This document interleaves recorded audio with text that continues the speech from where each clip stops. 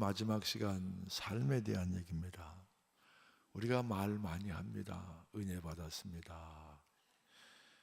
은혜 받았습니다. 이렇게 고백하는 사람에게 제가 꼭 묻는 말이 있습니다. So what? 속으로 물어요. 겉으로는 안 물어요. 그래서 은혜 받아서 어떻다는 얘기입니까? 여러분, 은혜 받았다는 얘기는 뭡니까? 돌아왔다는 얘기요. 회개했다는 얘기요. 변화된 삶을 살아야 돼요. 그런데 사람이 은혜 받고 변화되는 것 가운데 저는 제일 중요한 건 말이라고 봐요. 말.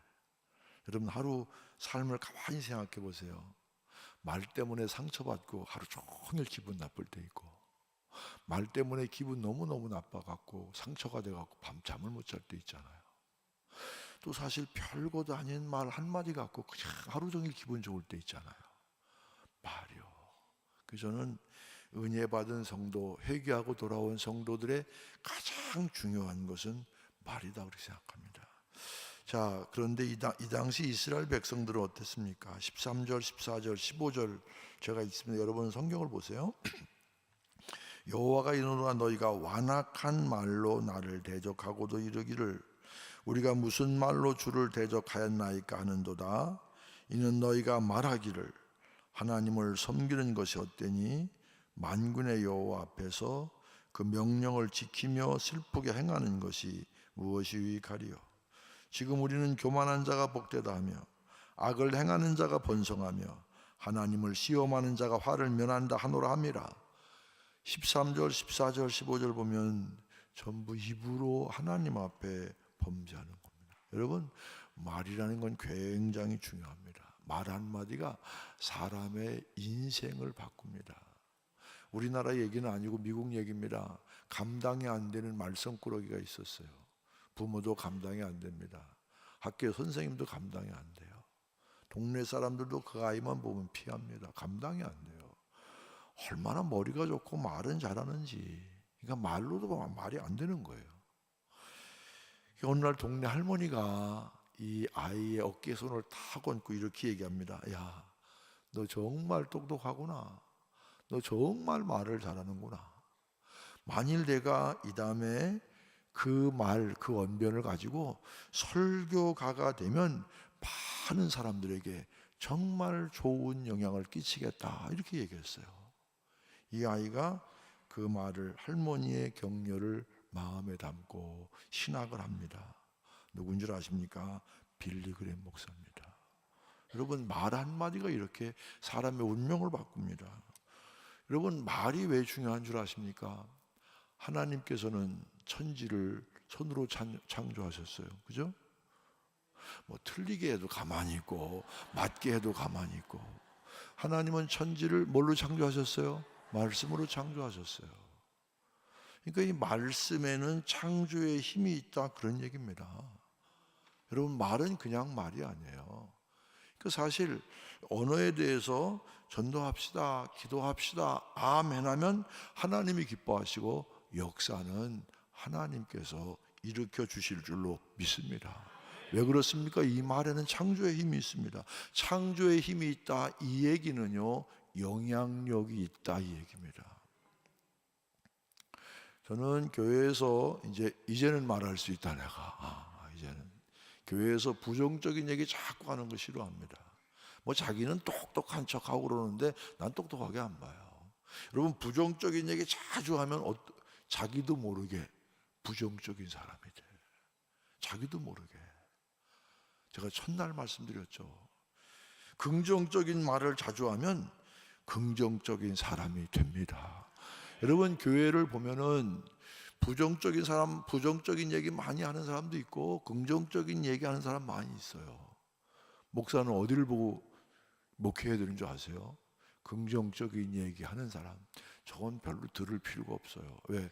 들으면 우리의 에너지를 뺏어가. 우리 에너지를 뺏어가. 제가 교회를 건축하면서 늘 마음에 묵상했던 성경 가운데 하나가 민수기 13장입니다. 민수기 13장에 보면 12지파 대표들이 있잖아요. 12지파 대표 가운데 여러분 이스라엘 백성들이 이제 가나안 정복을 눈앞에 뒀습니다. 우리가 정복하고 살아야 될 가나안 땅이 어떤 땅인지 정탐을 하고 와야 될 것 아닙니까? 그래서 12지파에서 대표를 뽑아요. 그 가운데 두 사람 이름만 나와 있어요. 누굽니까? 여호수아와 갈렙이요. 끝날 때쯤 되니까 조금 대답을 하네. 아유, 여호수아와 갈렙을 포함해서 10지파 12명이 정탐을 갔어요. 그런데 보세요. 같은 날 같은 시간에 같은 곳에 가서 정탐을 하고 왔는데 두 사람의 보고와 10사람의 보고가 달랐어요. 10사람의 보고는 뭡니까? 야, 이제 끝났다, 죽었다. 가보니까 성은 초롱성이고 원주민들은 장대한 안악의 자손이야. 그 원주민들에 비하면, 원주민들이 사람이라면 우리는 메뚜기에 불과해. 죽을 데가 없어서 큰 고생해 가면서 애굽에서 여기까지, 그래 여기서 우리가 여기서 죽게 만드느냐, 여기서 죽을 데가 없어서 여기서 죽게 하느냐, 아우성을 칩니다. 여러분, 세상에 좋은 소문이 빨리 퍼져요, 나쁜 소문이 빨리 퍼져요? 대답 현찮으니까 제가 이렇게 물어요. 여러분, 세상에 나쁜 소문이 빨리 퍼질까요? 나쁜 소문이 빨리 퍼질까요? 나쁜 소문이 빨리 퍼지잖아요. 세상 여기만 그런 게 아니라 우리 동네도 그래. 우리 동네도 사람들이 좋은 얘기는 별로 귀를 안 기울여. 이상한 얘기, 나쁜 얘기 이런 것만 귀를 기울여. 사람 웅성웅성합니다. 그때 여호수아와 갈렙은 얘기가 달랐어요. 올라가자. 그들은 우리의 밥이다. 하나님은 그들에게서 떠나셨고, 그리고 그 땅은 우리에게 주신 약속의 땅이 아니냐. 하나님이 우리를 기뻐하시면 우리는 반드시 이긴다 그랬어요. 하나님이 우리를 기뻐하시면. 조건은 있습니다. 하나님이 우리를 기뻐하시면. 여러분, 이 눈에 보이는 현상만 보면 안 되는 거예요. 우리가 늘 기도할 때 영적인 눈을 뜨게 해달라고 늘 기도해야 돼요.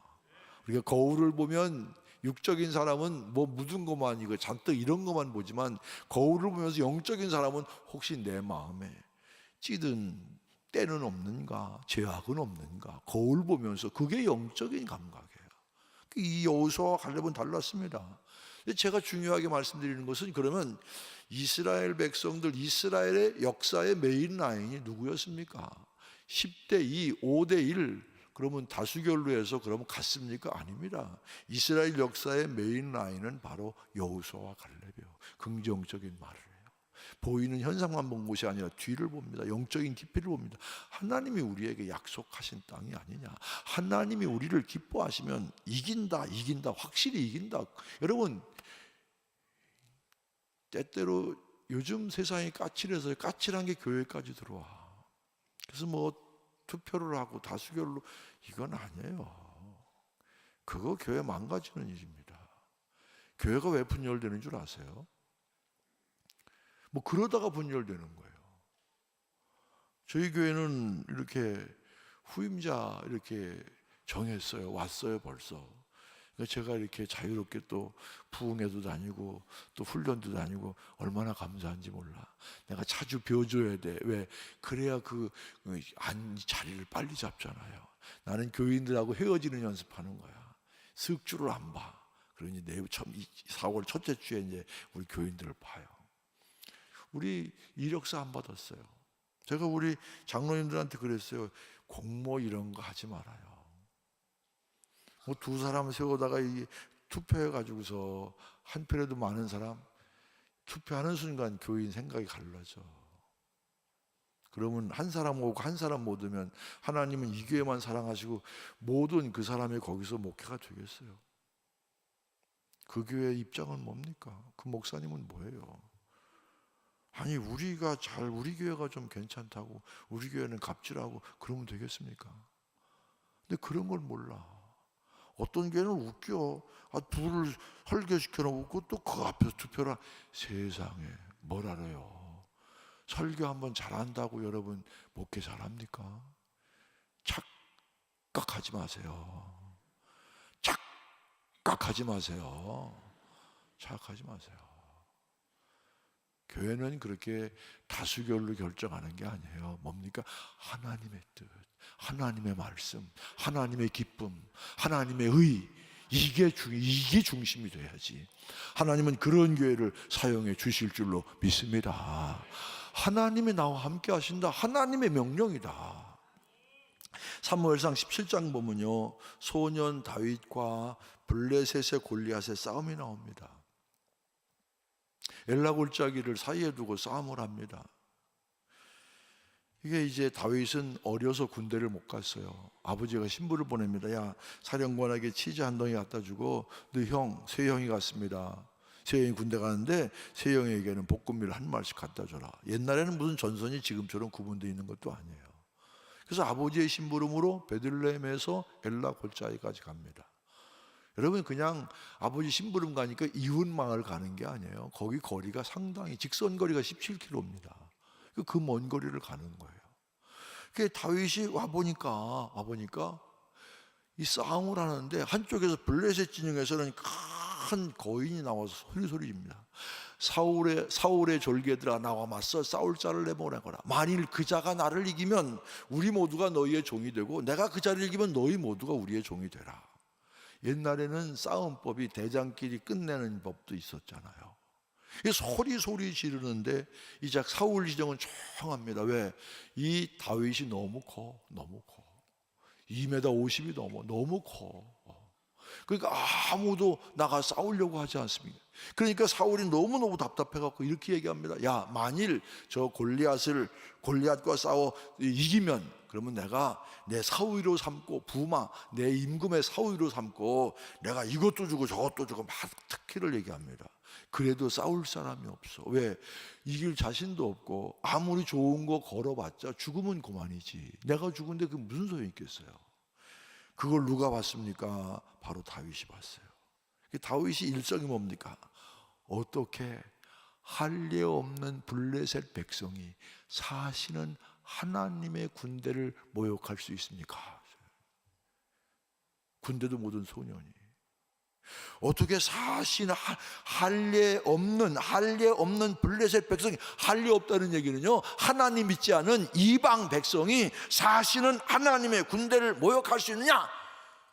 그리고 싸우겠다고 덤벼들어요. 그러니까 맞서 싸울 사람이 없었는데 누군가 블레셋 골리앗과 더불어 싸울 사람이 생겼으니까 다윗이 반가웠겠어요. 반가우니까 그냥 불렀어요. 너무 반가웠어요. 불렀는데 보니까 어때요? 군대도 못 얻은 소년이에요. 야, 관도. 저 사람은 날 때부터 장수고 너는 군대도 오지 못한 어린 소년인데 어떻게 싸워? 안 됐잖아요. 그때 여러분 보세요. 다윗이 한 말입니다. 왕이요, 나는 본래 들에서 양을 치던 목자입니다.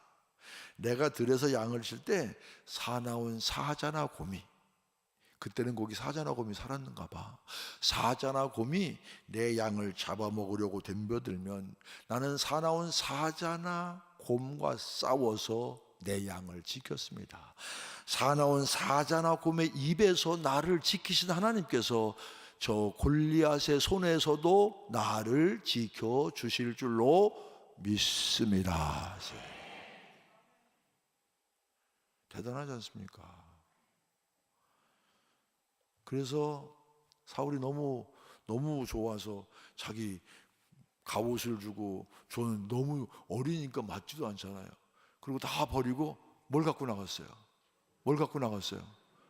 여기 성경은 좀 다른가 보네요. 뭘 갖고 나갔어요? 우리 동네 성경은 물매를 갖고 나갔다고 그러는데 여기는 뭐 갖고 나갔어요? 물매요, 물매. 제가 어제 그저께 월요일 날입니까? 제가 사명 얘기할 때 이 지팡이 얘기만 했죠. 이 목동이 갖고 다니는 도구가 세 가지가 있다고 그랬어요. 하나는 지팡이고 막대기고 물매입니다. 이 막대기는 뭐냐? 지팡이를 설명드렸어요. 막대기는 뭐냐면 이런 몽둥이에다가 못 같은 걸 박아. 어디에 쓰느냐면, 여러분, 목동이 양을 칠 때는요, 한두 마리 끌고 다니는 게 아니야. 몇십 마리 하면은 줄이 쭉 서잖아요.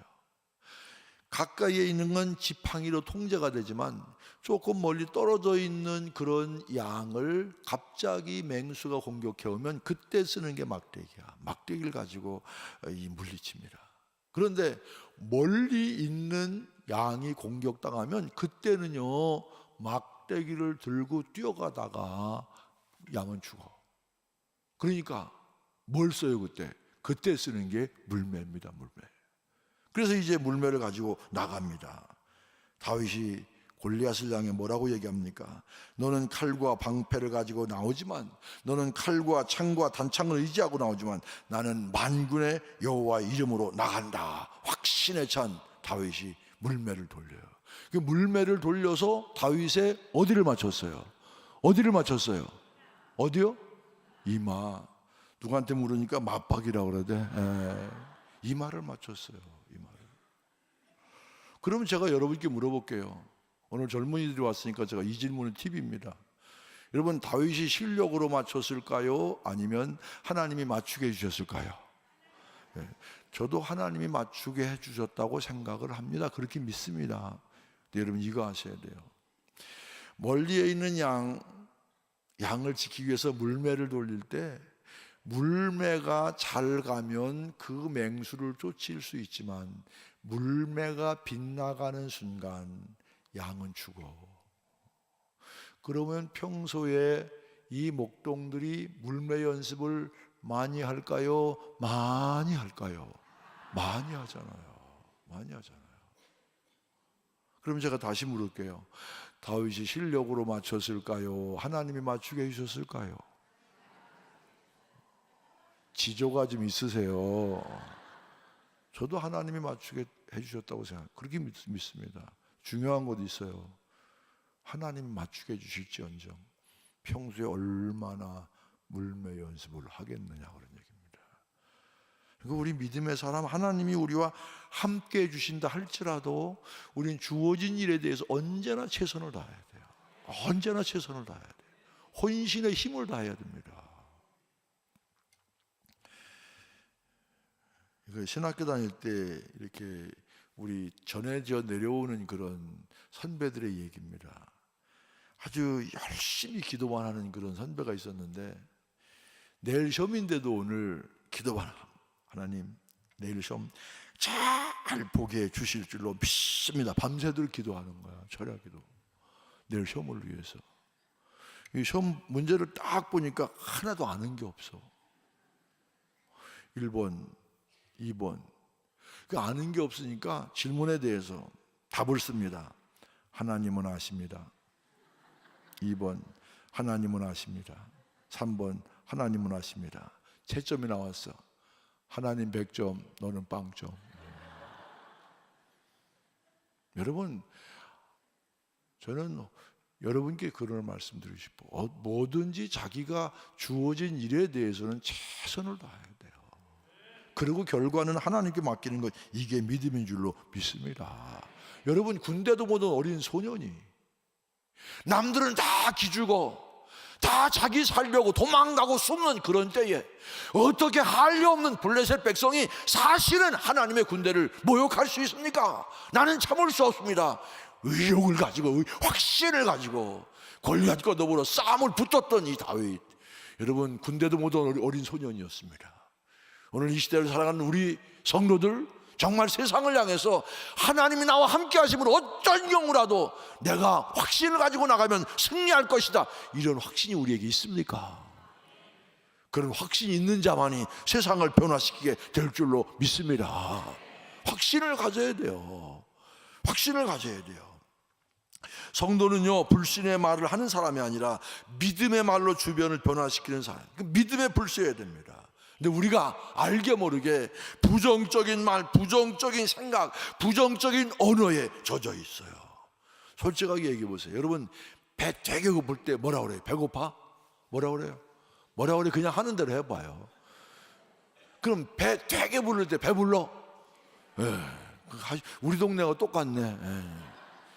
더우면 더워서, 추우면 추워서, 좋으면 좋아서, 싫으면 싫어서, 아이고 입에 이게 대고 살아.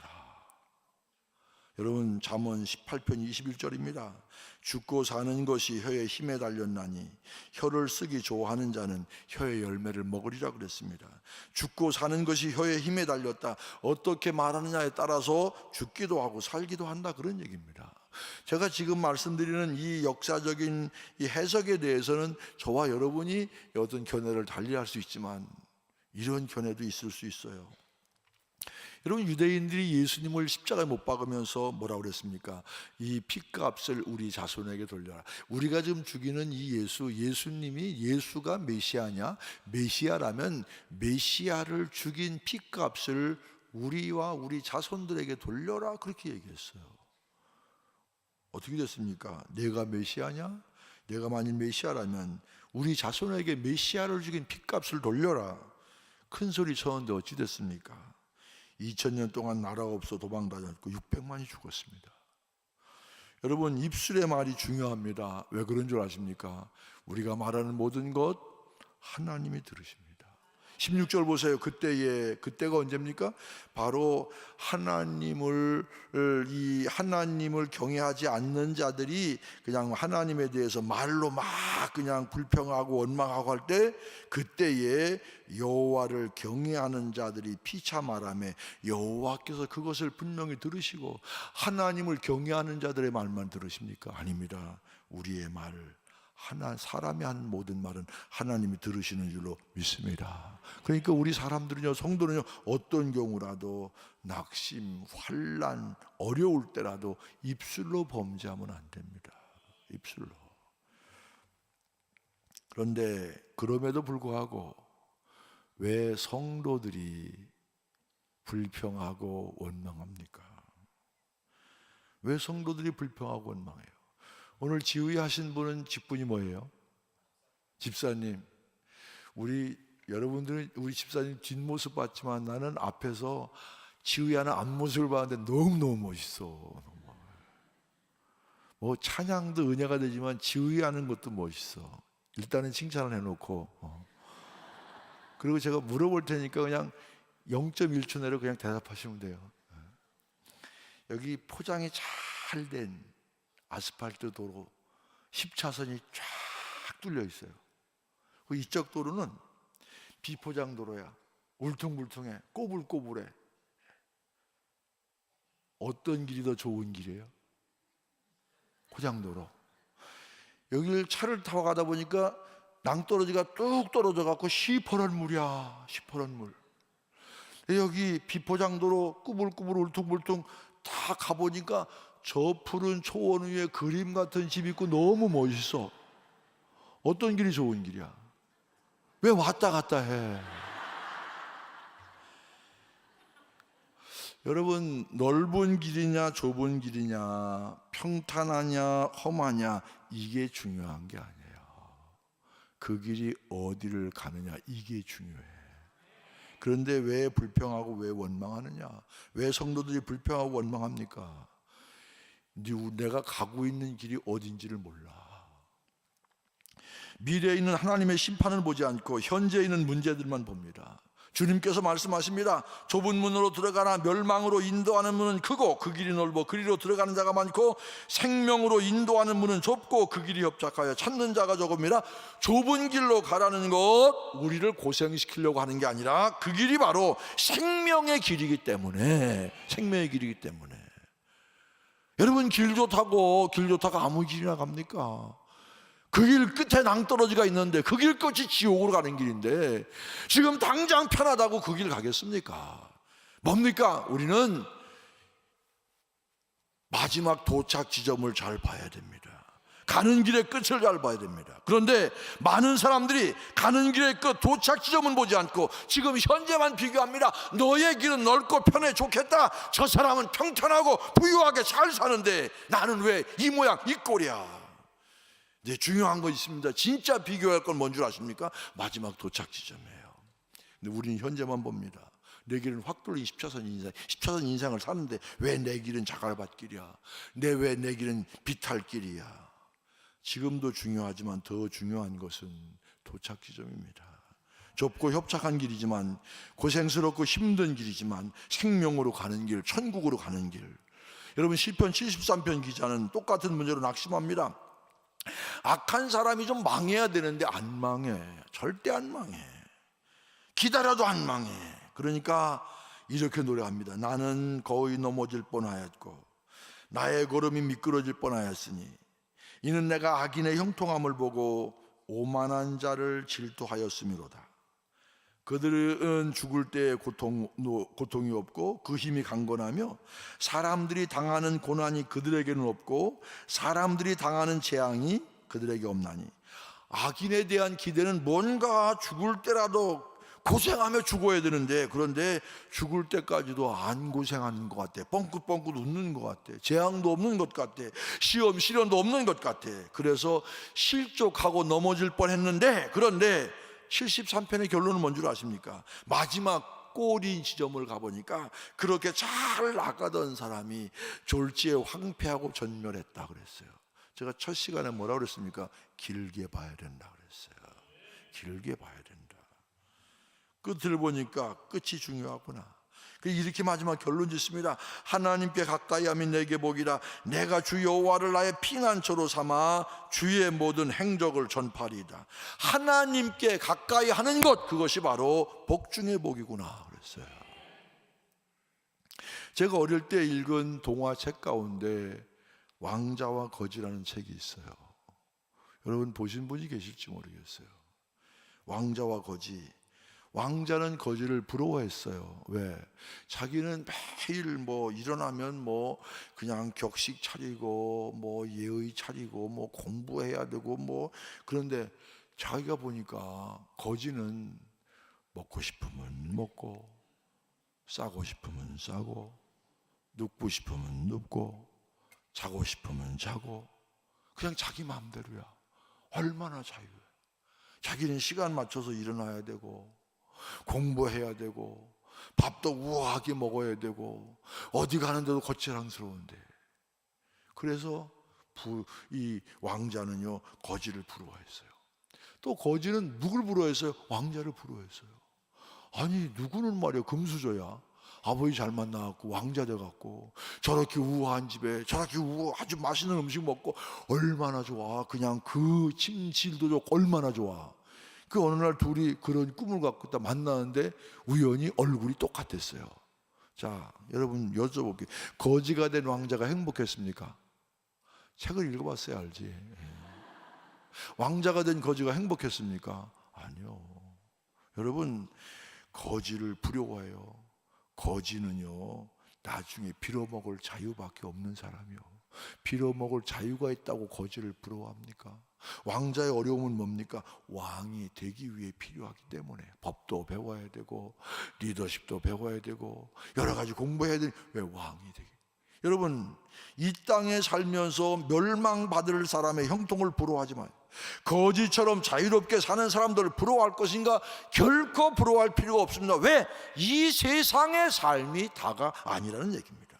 사도 바울은 고린도 교회에 편지를 보내면 이렇게 말합니다. 만일 그리스도 안에서 우리가 바라는 것이 다만 이 세상의 삶뿐이면 모든 사람 가운데 우리가 더욱 불쌍한 자이라. 이 세상의 삶이 다라면 믿는 성도만큼 불쌍한 사람이 어디 있겠느냐 그런 얘기. 세상 사람들 놀고 세상 사람들 즐길 때 우리는 예배드리고 헌금 드리고 때로 야단도 받고 이 생뿐이라면 이 세상의 삶이 다라면 이것만큼 엉뚱한 짓이 어디 있느냐 그런 얘기입니다. 그런데요 여러분 이 세상의 삶이 다가 아니지 않습니까? 사도 바울은 삶의 마지막 때 돼서도 표대를 향하여 우리는 나가야 된다. 표대를 향해 마지막 삶을 향해서 성도들에게는 이것이 분명해야 돼요. 미래, 구원, 천국, 생명 이것이 우리 속에 살아있으면 뭔가 달라도 달라요. 제가 1980년 10월에 그때 미국에 처음 갔습니다. 1980년이요. 80년에는 우리나라가 여행 자유화가 없었을 때요. 그러니까 여권 내기도 힘들 때요. 근데 이제 제가 부목사 할 때인데 저는 신학교 다닐 때 세 친구가 친했어요. 그 가운데 누구라고 그러면 알만한 친구들이 있어요. 근데 세 친구 가운데 한 친구는 죽었어요. 건강이 안 좋아 죽었어요. 근데 이 죽은 친구의 친구가 미국에서 이 친구에게 좋은 세미나가 있다고 초청장을 보냈어요. 초청장을 보내면서 이 친구가 혼자 가기가 싫으니까 우리 둘의 이름을 끼워 넣어줬어요. 그래서 이 세 사람이 초청장을 받았어요. 이제 신방을 하다가 우리 담임 목사님께 이제 그랬어요. 목사님, 우리 친구의 친구가 미국에 있는데 좋은 세미나가 있다고 초청장을 보내면서 제 이름도 거기에 넣었네요. 한번 어떻게 좀 해볼까요? 그랬더니 그 담임 목사님이 믿져야 번전인데 해봐 그러시더라고요. 믿져야 번전이라는 얘기는 안 될 확률이 많다는 얘기입니까? 되지 않을 확률이 많다는 얘기입니까? 그래서 이제 수속을 밟는데 목사가 여권을 받으려면 그때는 문공부의 종무실장의 사인을 받아야 돼. 지금은 뭐 가서 구청에 가서 시청 가서 마음대로 여권을 받잖아요. 그때는 그런 여권을 받아야 거기서 사인이 나와야 그래 의무부에서 여권을 줬어요. 그 하루는 근데 제가 이 친분이 있는 권사님이 제약회사 하는 권사님이 저를 보더니 목사님 요즘 기도 제목이 있어요. 예, 있어요. 무슨 기도 제목에? 예, 제가 사실은요 친구의 친구가 그러는데 제가 지금 여권을 내고 있는데 종무실장이 사인을 해야 되는데 사인 좀 하도록 제가 기도하고 있습니다. 그랬더니 그분이 씩 웃으면서 아유 목사님 기도는 기도대로 하시고요. 제가 그 여권 사인 종무실장 사인에 책임지고 받아요. 그러니까 제가 기가 막히잖아요. 아니 제약회사 하시는 분이 무슨 종무실장 사인을 받습니까? 그래서 아니 권사님 오버하시는 거 아니에요? 그랬더니 걱정하지 마세요. 예, 무슨 뭐 아십니까? 그랬더니 그분이 그때 이 반포의 한신공영 아파트에 사셨는데 자기 아래층 사는 사람이 자기랑 호영호재하는데 그 사람이 종무실장이야. 그래서 이제 사인해서 여권을 셋 가운데 진짜 나와야 될 사람이 안 나왔는데 그때 전화해갖고 뭐 전원통신문 이래서 여권을 받았어요. 그 월요일 날 여권 오후 받아갖고 비자를 신청해갖고 그때는 바로 나와서 수요일 날 이제 저녁 때 비행기를 김포에서 이제 노스웨스트를 타고 이제 미국을 가는 거예요. 아유 그때요 80년대에 미국 가는 건 정말 꿈이야 꿈. 8시에 비행기가 떠나는데 12시가 더 잠이 안 와. 왜 안 올까요? 너무너무 좋아서 미국 가는 게 너무 좋아 잠이 안 오는데 그때 제 마음속에 이런 음성이 들려요. 야, 권 목사 왜 잠을 못 자냐? 제가 미국 가잖아요. 미국. 지금 미국 가는데 제가 잠이 오게 생겼어요. 너 목사 맞냐? 예, 저는 감리교 정의원 목사입니다. 그래, 그러면 넌 목사로서 미국 간다고 좋아서 흥분돼 잠을 못 자는데 너 천국 생각하면서 흥분해서 잠 못 잔 적 있냐? 그래요. 그 옆 사람 가리지 않고 제가 벌써 바닥에 무릎 꿇고 하나님 평생 목회하면서 오늘의 이 마음을 제가 변치 않게 여러분 어떤 시련과 역경 가운데 있더라도 천국을 생각하면 가슴이 뛰어야 정상입니다. 사도 바울은 로마의 편지를 보면 이렇게 얘기합니다. 생각하건대 현재의 고난은 장차 우리에게 나타날 영광과 비교할 수 없도다. 장차 주실 하나님의 영광에 대한 확신이 있다면 낙심하지 않습니다. 넘쳐야 돼요. 많은 사람들은 부자의 형통을 부러워합니다. 악인의 형통을 보고 낙심합니다. 왜 그렇습니까? 미래에 대한 비전이 없습니다. 천국에 대한 확신이 없습니다. 하늘나라에 대한 소망이 분명하면 어떤 낙심하고 원망스러운 일이 있어도 참고 견디며 마침내는 승리하게 될 줄로 믿습니다. 지금은 어렵고 힘들지만, 지금은 불편하지만 저 천국 하나님의 나라, 눈만 뜨면 주님이 보이고 귀만 열면 주의 음성이 들리는 그곳에 대한 분명한 확신이 있으면, 그러면 현재 어려운 역경과 시련 견디고 극복해낼 수 있을 줄로 믿습니다. 한 번은 제가 미국 갔어요.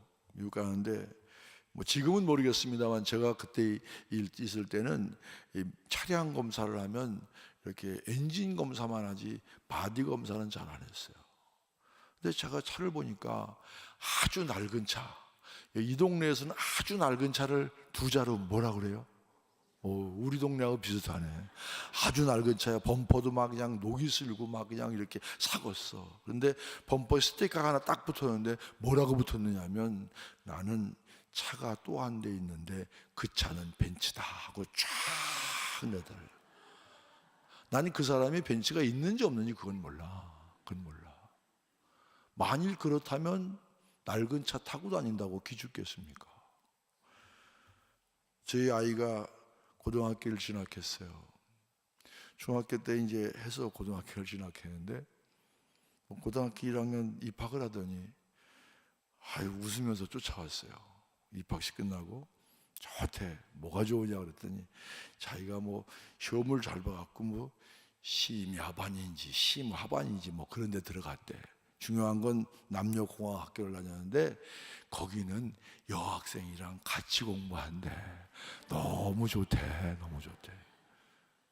3년 내내 그렇게 아침 일찍 가면, 우리는 옛날에 뭐라고 그랬어요? 부모님한테 어머니 아버지 학교 다녀오겠습니다. 그런데 요즘 뭐래요? 선생님한테 선생님 집에 갔다 올게요 그러잖아요. 왜? 학교 있는 시간이 많으니까. 그러니까 아침에 가면 밤 11시 12시에 와요. 이 아이가 이제 건강을 위해서 아침에 태워다 주면 저녁 때 걸어오고, 아침에 또 걸어가면 저녁 때 태워오고 그랬어요. 근데 교회에서 제게 준 차가 아이를 등하교시키기엔 제가 마음이 별로 편편치가 않았어요. 그래서 뭘 샀느냐 하면 마티즈 자동 변속기가 달려있는, 여러분 티코 있잖아요. 티코, 마티즈 전용신 티코를 샀어요. 이 자동 변속기로 운전을 해요. 이 티코 차를 타보니까 참 재미있더라고요. 제가 이렇게 지금은 살을 빼서 이 정도인데 제가 얼마나 이렇게 몸무게가 나가겠어요?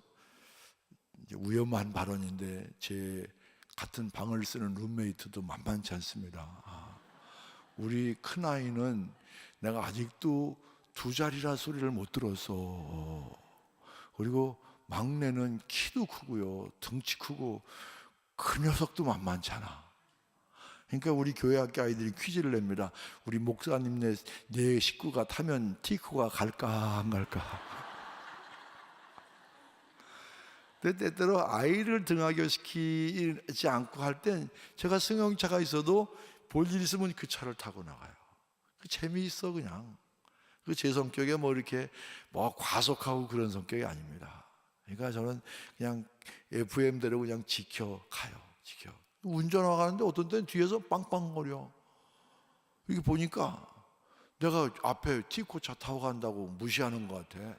근데 딱 보니까 지금 내 차고에 있는 차보다 안 좋아. 내가 기가 안 죽겠어요. 안 죽어. 그런 정도 차는 나도 있어.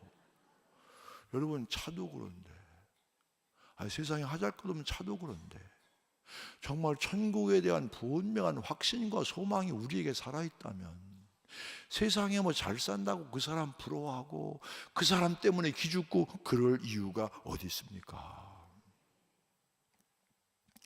불평하는 두 번째 이유는 뭡니까? 온전한 헌신을 하지 못하기 때문에 불평합니다.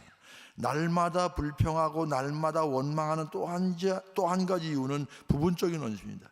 주님을 위해서 내 한 몸 내어 던진 사람은 절대 낭망하지 않습니다. 절대 불평하지 않습니다. 어떤 사람이 세상 생활하기 제일 힘드냐 하면 반쯤은 세상에 반쯤은 주님, 양다리 걸친 사람이 제일 피곤한 사람이에요. 어정쩡하게 신앙생활하는 사람이 제일 피곤한 사람이에요. 신앙생활도요, 이왕 하려면 딱 하든지 아니면 관두든지, 이 얘기는 내가 못하겠어요 지금. 어정쩡하게 신앙생활하는 게 필요한 거예요. 그러니까 여러분, 엘리야를 향해서, 엘리야가 이스라엘 백성들을 향해 너희가 어느 때까지 둘 사이에서 머뭇거리려느냐, 이 말씀이 그냥 의미적으로 하면 너희가 어느 때까지 양다리 걸치겠느냐, 이 얘기입니다. 앉은 것도 아니고 쓴 것도 아니고 얼마나 사실 피곤한 겁니까? 제가 유학하는 동안에 사실은 뭐 빈손 들고 왔으니까 고생 좀 했죠. 힘들었어요. 처음엔 너무 힘들어서 수염도 못 갖고 다녔어요. 뭐 영어도 잘 들리지 않고, 뭐 자기들 막 웃는데 안 웃으면 내가 못 알아듣는 거 들킬까 봐 그냥 묘한 웃음 웃어요. 다 지나가는데 그때 내가 깨달아지는 거야. 그러니까 남들은 다 안 웃는데 나 혼자 웃어. 그때 뒤늦게 알고 나올 때 한심해서 웃어. 뭐가 스트레스가 표출이 안 되니까 시험을 안 깎았어요. 근데 서양 사람들은 시험을 길러도 멋있는데 한국 사람들은 여기 하나 여기 하나 여기 하나 꼭 산적 같아. 산적 같아. 그래도 제가 4년 동안 계속 매주 산기도를 다녔어요. 내일 시험이라도 오늘 산기도 다닙니다. 기도하면서 제 마음속에 이런, 야, 너 힘들지? 힘듭니다. 그런데 네가 잘나 여기 온 줄 착각하지 마. 내가 너를 훈련시켜 쓸 때가 있어서 여기 보낸 거야. 네가 온 게 아니라 내가 보냈다니까. 그런데 왜 네가 그리 걱정이 많아? 걱정하지 마. 돈 걱정하지 말고 성적 걱정하지 말고 걱정하지 마. 그 음성이 들리니까 그 다음부터는 면도하고 환하게 웃으면서, 왜? 하나님이 말씀하셨으니까. 제가 미국에 있으면서 7번의 기회가 있었어요. 미국에서 목회할 기회가. 괜찮은 교회도 많았어요. 근데 제가 안 간다고 그러니까 욕도 되게 먹었습니다. 건방지고 교만하고 네가 뭐 대단한데 그런 정도 교회면 할아버지하고 가야 되는데 안 가느냐 이겁니다. 한 번은 에로헤드에 있는 CCC 본부, 지금은 옮겼다고 그래요. 거기에 남가주 여성교연합회 수련회가 있었어요. 제가 주재 강사로 갔어요. 주재 강사로 이제 갔는데 감사님이 올라오셨어요. 제 주제가 하는 걸 들으셨어요. 그분이 듣더니, 그래, 권 목사는 한국과 목회해라 그러시더라고요. 그러니까 이해를 해주시는 거예요. 그 다음부터 욕 안 먹었어요. 근데 제가 왜 미국 교회를 맞았는 줄 아십니까? 나는 미국에서 뼈 묻을 각오가 없었어요. 내가 지금 한국 교회만 있으면 그냥 나가는데 한국 오라는 데가 없어. 아무도 오라는 사람이 없어. 야, 내가 오랄 때까지 기다려, 이런 사람만 있지 아무도 나오라는 사람이 없어. 그러면 나는 앉은 것도 아니고 쓴 것도 아니고 얼마나 힘들어. 이게 앉든지 쓰든지 해야 되는데 앉을 자신이 없어. 앉으려는 결심이 안 서. 그래서 아무것도 보지 않고 오라는 데도 없는데 무조건 나왔어요. 하나님은 이렇게 좀 바보스러운 사람도 쓰시는가 봐. 그래서 2년 반 된 개척된 교회, 2년 반 된 교회 한 20개월 일하다가 참 춘천에서 오라고 그래서 갔잖아요. 근데 기도도 잘해야 될 거야. 내가 마지막에 이 졸업 이 논문 다 쓰고 이제, 하나님, 제가 목회를 해야 되지 않습니까? 전 일하고 싶습니다. 목회하고 싶습니다. 그런데 하나님, 기도 잘해야 돼. 그때 내가 뭐라고 기도냐? 하나님, 강원도 산골이라도 좋으니까 저에게 일자리를 주십시오. 그때는 진짜 그런 마음이었어. 아무 교회나 나오면 내가 간다, 그런 얘기가. 글쎄 강원도 산골 그랬는데 그게 내가 춘천으로 갈 줄 누가 알았어. 나중에 보니까 그게 춘천이더라고요. 여러분, 이스라엘 백성들이 왜 원망했습니까? 헌신 안 했습니까? 헌신했습니다. 하나님을 완전히 떠났습니까? 아닙니다. 봉사도 부분적인 봉사, 헌신도 부분적인 헌신이에요. 예배도 반쪽짜리 예배요. 하나님께 드리긴 드렸는데 눈먼 것, 병든 것 드렸어요. 껍데기뿐인 예배입니다. 11조 온전히 안 했습니다. 이스라엘 백성으로서 답답했을 겁니다. 하나님, 내가 봉사를 안 합니까? 11조를 안 합니까? 예배를 안 드립니까? 그런데 왜 내게 축복을 안 주십니까? 시원찮게 하는 사람일수록 더 원망하고 더 불평이 많습니다. 하나님의 입장에서는 하나도 제대로 하는 것이 없는데, 그런데 인간의 입장에서는, 이스라엘 입장에서는 자기는 제대로 했다고 생각합니다. 이게 갈등입니다. 여러분, 공부도요, 적당히 한 사람일수록 시험 못 보면 꼭 핑계대는 거 있어요. 야, 어떻게 이번에는 그 문제가 그렇게 나네. 전혀 예상하지 못한 문제. 두 번째 이유, 우리 선생님 너무 실력이 없어. 어떻게 이걸 안 가르쳐 주셨어? 그런데 여러분, 착각하지 마세요. 그 시험지 갖고 100점 맞은 사람이 있어. 그럼 선생님은 100점 맞은 학생만 쳐다보고 가르칩니까? 아니잖아요. 지가 안 하고, 지가 현찮고, 지가 불성실하면서 성적 오르지 않는다고 한탄이 심해 선생님 탓해. 내가 뭐 학교 얘기 하려고 이 얘기 하겠어요. 교회에서 불평 원망하는 사람일수록 자기 신앙의 성실성은 없어. 여러분, 아닙니다. 원망하지 않고 항상 기쁨 넘치는 살을 위해서 하나님 앞에 완전하고 온전한 헌신이 있어야 할 줄로 믿으시길 바랍니다. 그럼 성도는 뭐 해야 됩니까? 성도는 받은 은혜를 나눠야 됩니다. 16절입니다. 그때 여호와를 경외하는 자들이 피차에 말하며 여호와께서 그것을 분명히 들으시고 여호와를 경외하는 자와 그 이름을 존중히 여기는 자를 위하여 여호와 앞에 있는 책에 기념책에 기록하셨느니라. 한쪽에서 하나님에 대해서 그냥 원망하고 비난하고 조롱할 때 여호와를 경외하는 자들은 따로 모여서 하나님께 영광 돌리는 말만. 그랬더니 하나님께서 하나님께 영광 돌리는 말하는 그것을 들으시고 기념책이 뭔 줄 아십니까? 마지막 심판의 근거가 되는, 심판의 기준이 되는 그 책에 기록했다 그런 얘기입니다.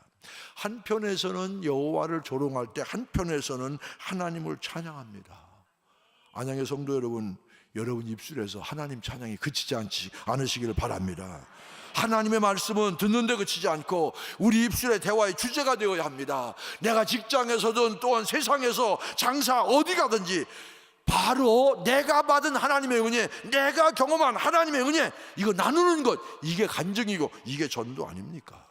우리 삶 속에 예수님에게 얼마나 합니까? 신명기 쉐마는 이렇게 얘기합니다. 오늘 내가 내게 명하는 이 말씀을 너는 마음에 새기고 내 자녀에게 부지런히 가르치며 집에 앉았을 때든지 길을 갈 때든지 누웠을 때든지 일어날 때든지 이 말씀을 강론할 것이며, 이 말씀이 뭡니까? 마음을 다하고 뜻을 다하고 정성을 다하여 하나님을 사랑하라. 이 말씀을 언제든지 가르치라, 강론하라, 하나님 말씀을 증거하라, 하나님 말씀을 대화의 주제로 삼아라, 이 얘기입니다. 여러분, 이게 전도 아닙니까? 하나님이 우리를 축복해 주셨습니다. 하나님이 인도해 주셨습니다. 여러분, 입술로 하나님께 영광 돌리는 성도 되시기를 바랍니다. 그러면 그걸 누가 들으신다고요? 하나님. 하나님은 좋으신 분이야. 하나님 우리를 인도하셨어. 하나님 우리의 은혜를 주셨어. 복을 주셨어. 이런 얘기를 자꾸 하면 누가 들으신다고요? 하나님이. 여러분, 누가 나에 대해서, 나를 잘 모르는 사람이 나에 대해서 칭찬하는 얘기를 들으면 기분이 좋아요, 좋잖아요. 제가 춘천 중앙교회 부임한 지 6개월 때, 그때는, 지금은 다 디지털 카메라지만 그때는 이 필름을 넣어가지고 하는, 인화하는 그런 사진기를 썼어요. 하루는 아내가 이 DP점에 가서 필름을 몇 개 오더니 환하게 웃으며 들어와요. 무슨 좋은 일인다 그랬더니 자기가 이제 필름을 몇 개를 가는데 그게 할렐루야 DP점이야. 난 거기 가본 적이 없어. 그 맡기면서 또 목사 사모니까 할렐루야 DP점 그러니까 주인이 예수를 믿는다는 사람입니까? 믿는 사람. 그러니까 뭐라 그랬어요? 아유, 주인 어른 교회 나가십니까? 예, 저는 요 앞에 있는 요 교회 나갑니다. 손님이 교회 나가느냐고 물으니까 또 손님한테 주인이 또 얘기해. 아유, 손님도 교회 나가십니까? 그랬더니 뭐라고 그랬겠어요? 예, 저는 춘천중앙감리교회 나갑니다. 그렇게 얘기했어요. 그랬더니 이 주인이 갑자기 얼굴을 싹 바꾸더니 그래요. 이번에 새로 오신 목사님이 굉장히 좋으신 목사님이 오셨대지요? 그러더래. 예. 요게 30년 6개월 된 얘기야. 난 지금도 그 얘기하면 기분이 좋아. 근데 저희 아내가 내가 그 사람 아내라 소리를 안 했을까요? 안 했어. 그러고 와갖고 여보, 당신 소문 잘 났어. 나한테 한 통 내. 아직도 안 냈어요. 왜? 그렇게 소문 잘난 남편하고 사는 당신이 나한테 한 통 내야지 왜 내가 당신한테 한 통 내? 여러분, 제가 좋고 안 좋고를 떠나서 누군가 나를 모르는 사람이 나에 대해서 그렇게 좋은 얘기해 준다고 생각할 때 얼마나 기분이 좋아요. 여러분, 그런 일이 요즘 별로 없지 않습니까? 하나님은 어떤 사람을 가장 아낍니까? 부자입니까? 건강한 사람입니까? 지혜 있는 사람입니까? 아닙니다. 입만 열면 하나님 자랑하고, 입만 열면 예수님 자랑하고, 입만 열면 주님의 은혜를 나누는 그런 사람을 하나님이 기뻐해 주실 줄로 믿습니다. 제가 좋아하는 성경입니다. 무릇 더러운 말은 너 입 밖에도 내지 말고 오직 덕을 세우는 소용되는 대로 선한 말을 하여 듣는 자들에게 은혜를 끼치게 하라. 듣는 자들에게 은혜를 끼치게 하라. 듣는 자들에게 은혜를 끼치게 하라. 시작. 듣는 자들에게 은혜를 끼치게 하라. 다시 한번 시작. 듣는 자들에게 은혜를 끼치게 하라. 내 말을 듣는 자가 언제나 은혜가 돼야 돼요. 세상이 입만 열면 흉보고 입만 열면 욕하고, 아유 저 여의도 근처는 가지 마라. 올머. 난 칭찬하는 걸 못 봐서 칭찬하는 걸. 10가지 가운데 하나는 칭찬해야지. 서로 좀 잘했다고. 아니에요. 내 말을 듣는 자가 은혜되는 그 말만 해야 돼요. 그게 바로 은혜 받은 결과요. 그게 바로 신앙 좋은 성화된 성도의 삶이요. 깨달으시기를 바랍니다. 자, 이제 마지막으로 넘어갑니다. 여러분, 기독교의 역사관은 직선적인 역사관입니다. 창조가 있으면 반드시 뭐가 있어요? 심판이 있어요. 창세기 1장이 창조에 대한 얘기입니다. 그런데 구약의 맨 마지막인 말라기 4장은 심판에 대한 얘기입니다. 성경엔 창조가 확실한 것처럼 심판도 확실합니다. 창세기 1장이 창조에 대한 말씀이라면 바로 오늘 우리가 본 말라기 4장은 심판에 대한 얘기입니다. 특별히 예수께서 심판주로 이 땅에 오신다, 이 말씀이 4절에 있습니다. 여러분, 중동 지방엔 태양이 굉장히 강합니다. 풀이 바짝바짝 마릅니다. 불나기도 합니다. 그런데 보세요, 4장 1절 한 목소리 읽겠습니다. 4장 1절입니다. 4장 1절 시작. 만군의 여호와가 이르노라. 보라, 영광로 불같은 날이 이르리니 교만한 자와 악을 행하는 자는 다 지푸라기 같을 것이라. 그 이르는 날에 그들을 살라. 그 뿌리와 가지를 남기지 아니할 것이로되. 여러분 보세요. 태양 대신 예수께서 심판주로 오시는데 어떤 사람을 심판하십니까? 교만한 자와 악을 행하는 자를 심판하신다 그랬습니다. 교만한 자와 악을 행하는 자는 지푸라기 같을 것이라. 그들을 살러 뿌리와 가지를 남기지 아니할 것이로되. 자 보세요. 그런데 2절입니다. 동일한 태양이 2절 보세요. 같이 읽겠습니다. 시작. 내 이름을 경외하는 너희에게는 공의로운 해가 떠올라서 치료하는 광선을 비추리니 너희가 나가서 애양간에서 나온 송아지같이 뛰리라. 여호와를 경외하는 사람에게는, 교만한 자, 악을 행하는 자에게는 바로 심판인데, 똑같은 태양이 여호와를 경외하는 자에게는 치료의 광선이요, 구원의 광선이에요. 여러분, 주님께서 채찍에 맞음으로 우리가 나음을 입었습니다. 여러분, 태양은 굉장히 중요합니다. 여러분, 우울증 앓는 사람들의 공통점이 뭔 줄 아십니까? 바깥으로 안 나가요. 태양을 안 봐. 그러니까 마음이 우울할 때는요, 사실 좀 환한 태양이 있는데 좀 거닐으면 마음이 밝아집니다. 여러분, 태양을 너무 안 보면 의사들이 그렇게 얘기해요. 눈에도 곰팡이가 쓴대, 피부에도 곰팡이가 쓴대. 요즘엔 그런 거 잘 안 하지만 과거에는 이 TV에 가끔 보여주는 게 있어요. 태양이 하는데 아주 이렇게 다 벗고 아슬아슬하게 입고 일광욕 하는 사람 보이잖아요. 유럽에. 아유, 아슬아슬해. 나는 그래서 야만족인 줄 알았어, 그 사람들이. 근데 보니까 유럽엔 태양 비치는 날이 별로 없어요. 한번 독일 갔을 때입니다. 비가 부슬부슬 오니까 안 맞으려고 좀 걸음을 빨리 하고 뛰는 것 같이 했더니 권 목사 이런 날 뛰면 우리는 맨날 뛰어야 돼. 맨날. 그러니까 태양을 1년에 온전히 보는 날이 그렇게 많잖아요. 저는 독일을 많이 좋아하는데 왜 원칙대로 살면데 거긴. 그런데 싫어하는 게 있어요. 기후가 안 좋아. 엄습해. 그러니까 이 정신질환 환자들이 많을 수 있죠. 태양이 얼마나 중요한지 몰라요. 여러분, 태양이 누굽니까? 예수 그리스도요. 예수 그리스도. 태양 대신 예수.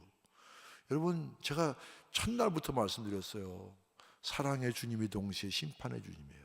심판과 구원은 항상 악을 행하는 자, 교만한 자는 심판하시지만 여호와를 경외하는 자는 하나님께 구원해 주십니다. 자, 3절입니다. 같이 읽겠습니다. 시작. 또 너희가 악인을 밟을 것이니 그들이 다 내가 정한 날에 너희 발바닥 밑에 재와 같으리라. 만군의 여호와의 말이니라. 마지막 심판 때 악인은 다 망한다, 이 얘기입니다. 간단해요. 더 설명할 필요가 없어요. 자, 그 다음에 4절입니다. 4절 구약의 마지막 메시지입니다. 읽겠습니다. 시작. 너희는 내가 호렙에서 온 이스라엘을 위하여 내 종 모세에게 명령한 법 곧 율례와 법도를 기억하라. 한 번 더 읽겠습니다. 시작. 너희는 내가 호렙에서 온 이스라엘을 위하여 내 종 모세와 곧 율례와 법도를 기억하라. 기억하라. 여러분, 신명기에 나오는 키워드 제일 많이 나오고 제일 중요한 단어 가운데 하나가 기억하라입니다. 하나님을 기억하라, 말씀을 기억하라. 내 종 모세에게 명령한 법, 율례와 법도를 기억하라. 하나님을 기억하고 말씀을 기억하라. 여러분, 문제가 생길 때마다 하나님이 기억나고 말씀이 기억나면 문제는 해결됩니다. 그런데 우리가 어떤 사람에게 하나님이 기억되고 말씀이 기억될까요? 평소에 기도 많이 하고 말씀을 많이 읽은 사람에게는 문제가 생기면은 문제는 작게 보이고 하나님이 크게 보이지만, 평소에 하나님과 영적 교제가 없는 사람에게는 문제가 생기면 문제만 크게 보이고 하나님은 안 보여.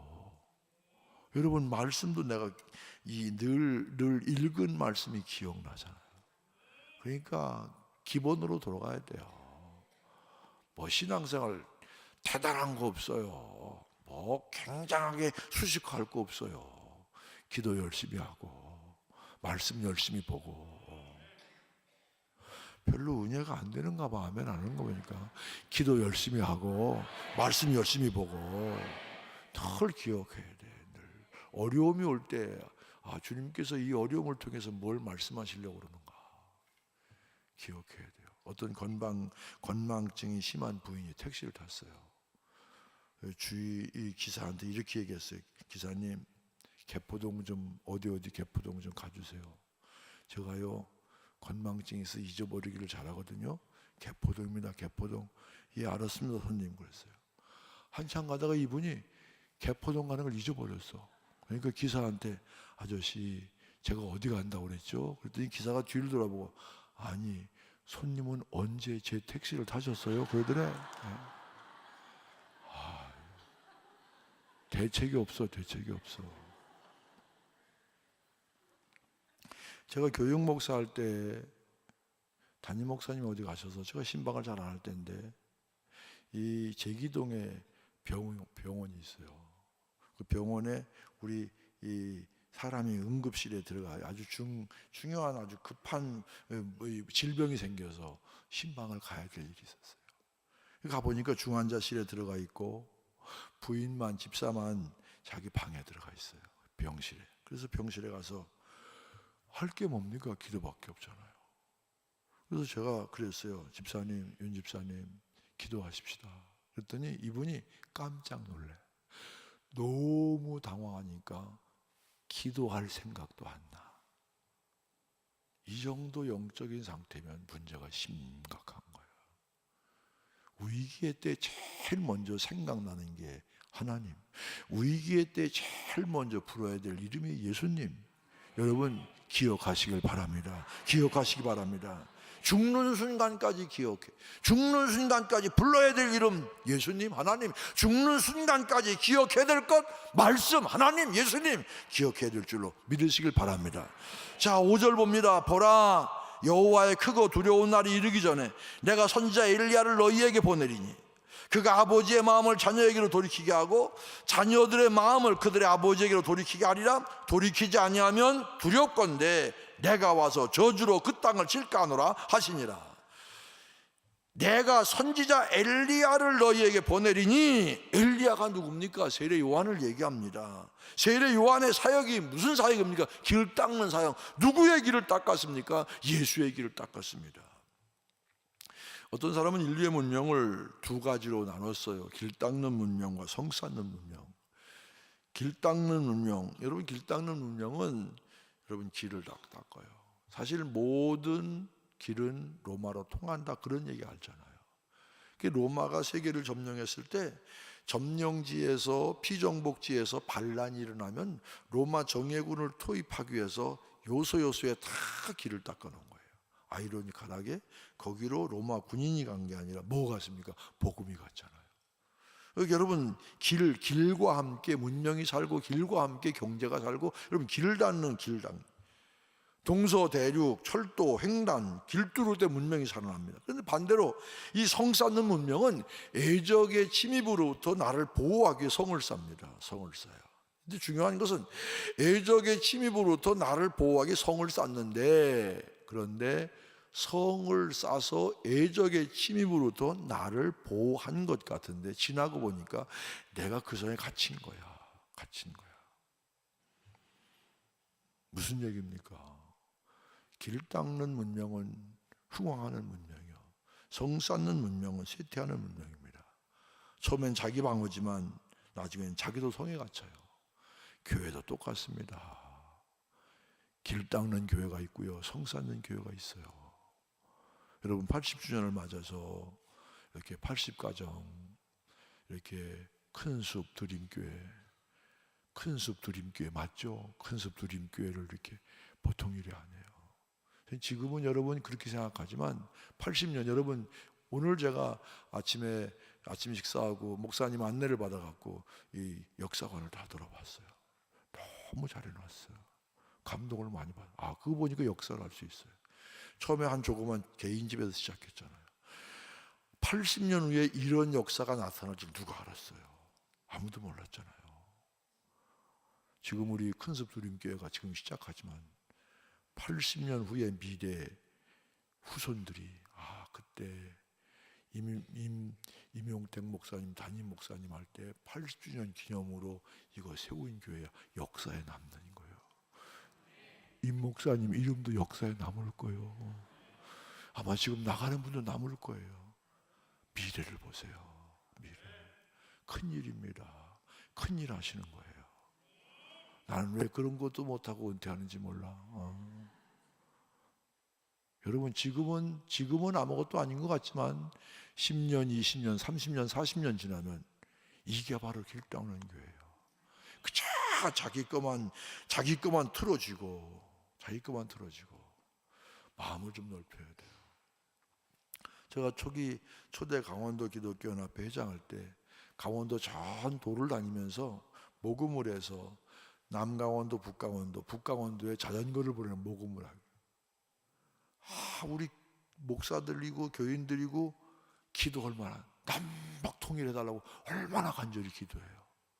그 기도하니까 뭐 좋겠지 하고서 이제 대화해보면 아니요, 마음은 아니야.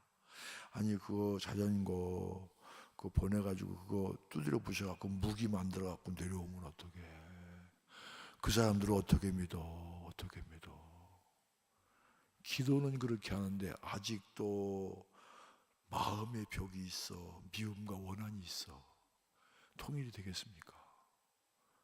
여러분, 나는 우리 안양교회가 새로운 역사를 위해서 더 길을 많이 닦는 교회가 되시기를 바랍니다.